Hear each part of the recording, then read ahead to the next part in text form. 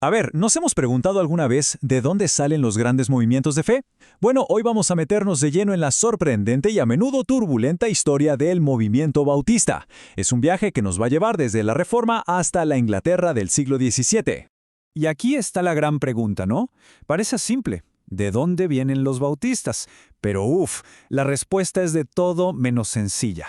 Es fascinante, es compleja, así que, ¿qué tal si intentamos resolver este misterio histórico juntos? Ok, para empezar, hay que decir algo bien claro. No hay una sola respuesta. No es tan fácil como parece.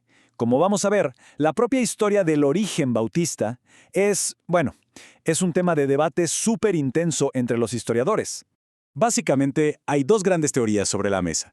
Por un lado está la idea del sucesionismo. Suena increíble, ¿no?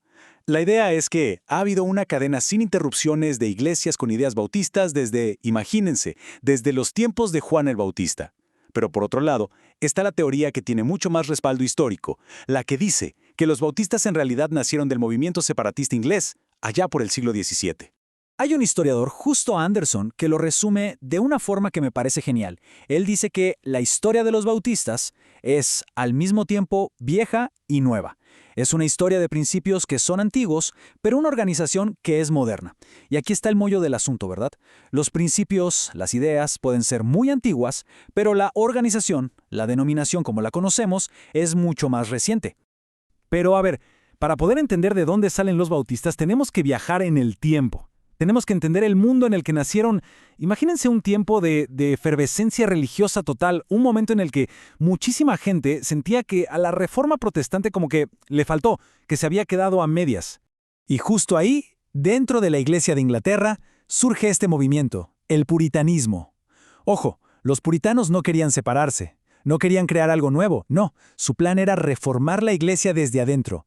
Querían, como dice el nombre, purificarla, quitarle cualquier cosa que sonara a catolicismo y hacerla súper estricta, bien alineada con la teología reformada.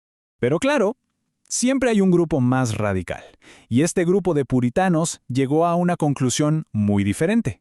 Para ellos, la Iglesia de Inglaterra ya no tenía arreglo, estaba corruptada hasta la médula. Así que, la única opción, separarse, romper por completo y formar sus propias iglesias. Y hay que entender que este era un paso peligrosísimo. Hacer eso significaba traer toda la furia y la persecución del Estado. Y es aquí donde la historia se pone súper interesante, porque vemos cómo dos ríos, dos corrientes de pensamiento que nacieron en lugares distintos, empiezan a fluir en la misma dirección hasta que, ¡pum!, convergen para formar lo que sería el movimiento bautista.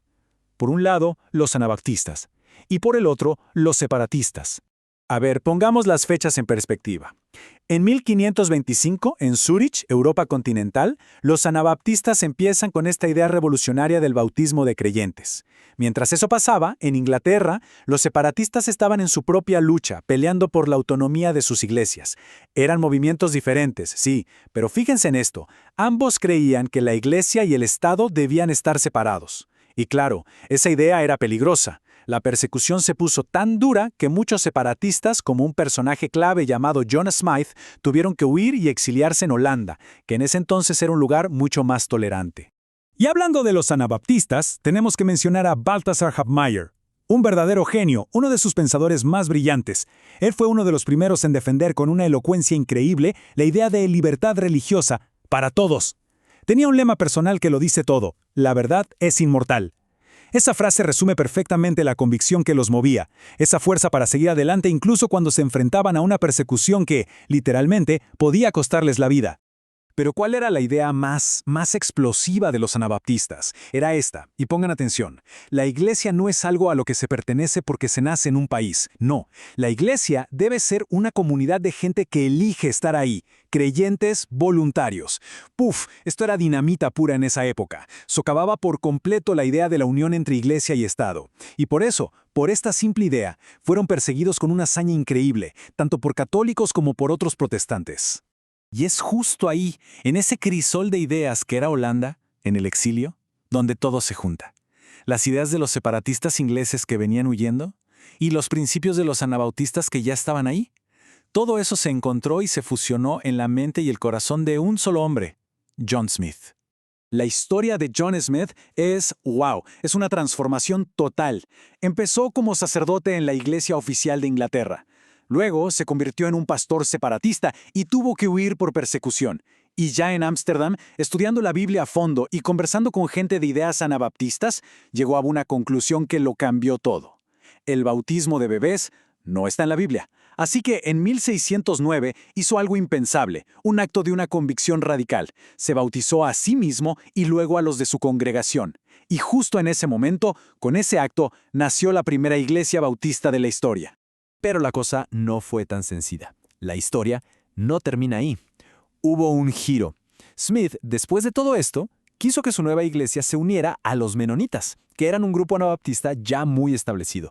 Pero uno de sus hombres de confianza, Thomas Helwys, dijo, no, para nada. Él creía que su deber era volver a Inglaterra. Así que Helwys, con un grupito, se separó y regresó a Inglaterra en 1612. Y fue él quien plantó la primera iglesia bautista en suelo inglés. Un acto valiente que, en esencia, aseguró que el movimiento sobreviviera y echara raíces. Ok, entonces ya tenemos un movimiento en marcha. ¿Cuál es el siguiente paso? Bueno, era crucial poner por escrito en qué creían exactamente. Tenían que definir su fe de manera formal. ¿Por qué? Pues porque necesitaban demostrar que no eran unos improvisados, que su teología era sólida. Y también, súper importante, para diferenciarse de otros grupos más radicales con los que la gente, por ignorancia, los metía en el mismo saco.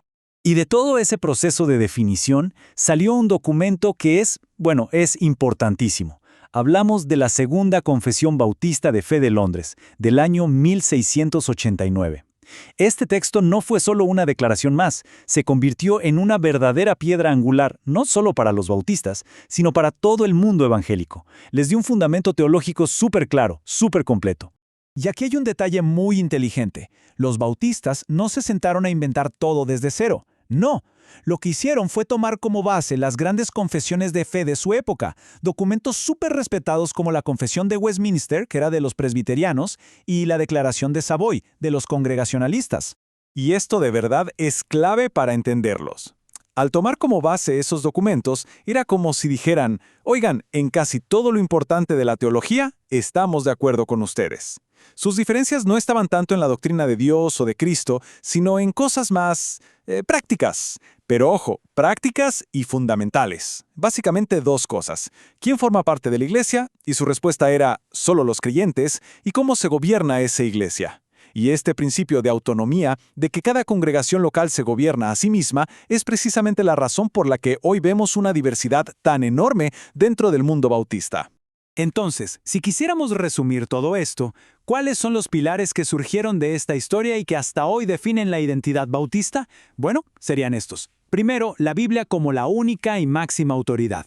Segundo, la autonomía de la iglesia local. Cada una es independiente. Tercero, el bautismo solo para creyentes y por inmersión. Cuarto, que solo hay dos ordenanzas, el bautismo y la cena del Señor. Y quinto, algo que llevaron en su ADN desde el principio, una defensa a capa y espada de la libertad religiosa, no solo para ellos, sino para todos.